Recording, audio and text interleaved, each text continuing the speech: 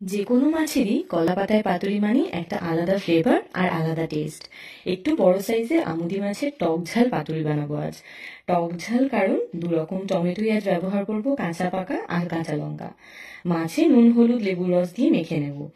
তারপর দুরকম টমেটো, সাথে দেবো কুচনো পেঁয়াজ, গোটা কাঁচা লঙ্কা, নুন হলুদ জিরে লঙ্কা গুঁড়ো, কিছুটা সর্ষের তেল, আদা বাটা রসুন বাটা কাঁচা লঙ্কা। তারপর নুন হলুদ লেবু দিয়ে ম্যারিনেট করে রাখা মাছ দিয়ে একসাথে মেখে নেব।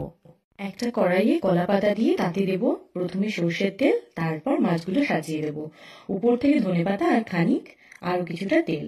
কিছুক্ষণ বাদে জল ছাড়তে শুরু করবে। মিডিয়াম আছে 10-15 মিনিট জল টেনে নিলে এভাবে ধরতে আরম্ভ করলে উল্টে নেব আরও একদিকটা, আবারও 10-15 মিনিট।